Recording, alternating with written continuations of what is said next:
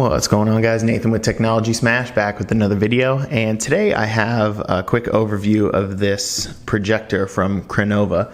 So this was sent to me by the company a couple weeks ago, and I told them I would go over it and let everybody know my unbiased opinion. So I'm going to have some cuts to this video to some other information and kind of show how it works and how it looks.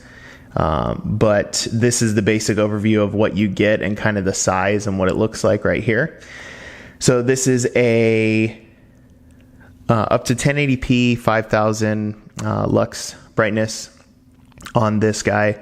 This is a bigger size, so you can see with my hands here, this is like an actual one that you would mount on like a ceiling or something to actually flip it upside down or use it as a real projector. It's very lightweight, which is nice. Weighs very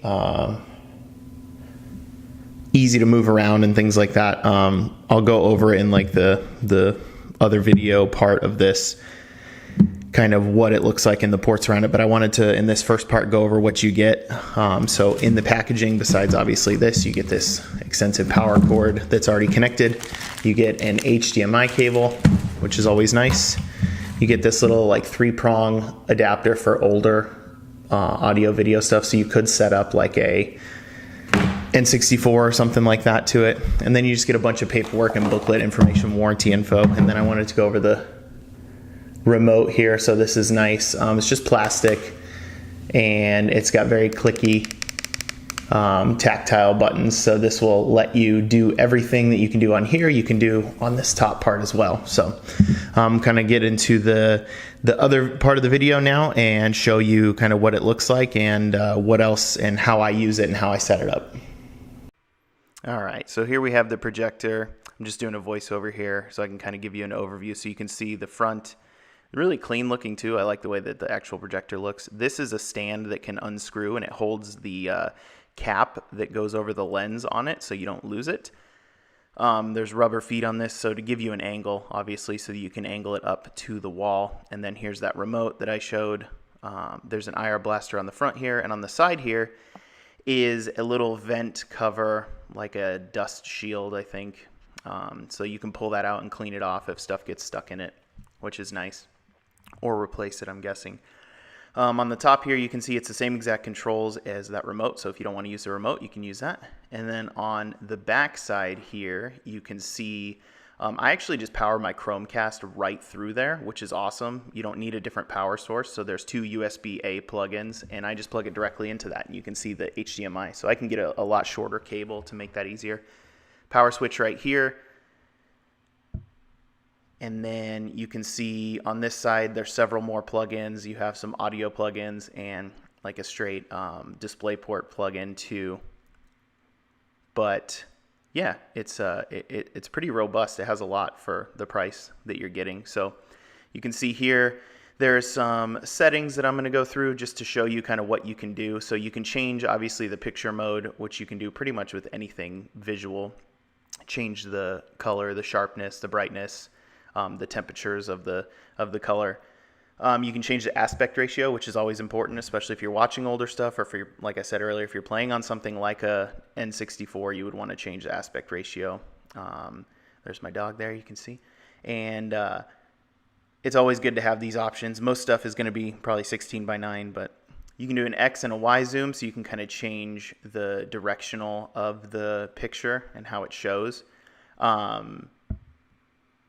Down here, you can change the orientation of the screen. So if you do flip this upside down and mount it to a ceiling, you can have it show the proper way. Keystone correction is going to have you angle. So if you angle it too much, you can see the top is kind of zooming in and out. So I kind of line it up to the wall on the right to see if I have the angle perfect.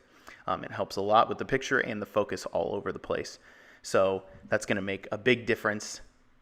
And then there's a lot of other settings in here that are pretty standard. We don't really need to talk about each individual one, but you can change the fan speed, things like that, set a clock, obviously, and do different sound settings because you can externally connect sound to this, which you might want to do.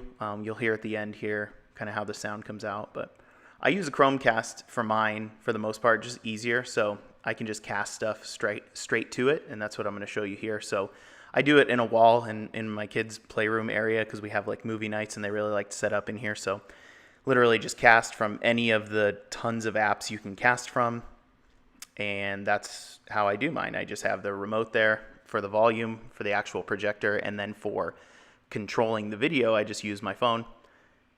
So you see here, we're going to launch Dumb and Dumber, and then if you don't know or you aren't super familiar with Chromecast, you can just kind of control everything through here. So I'll show you fast forwarding through the video just randomly wherever you want. It will just bring us to that spot. I'm going to link all this stuff down below. Well, I'm going to link the link to this projector. I really like this a lot. It gets really bright. It sounds great.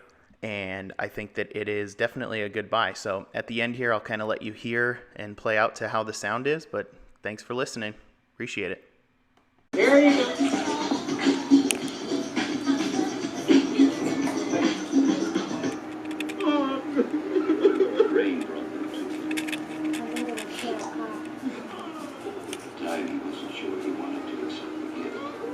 Nick?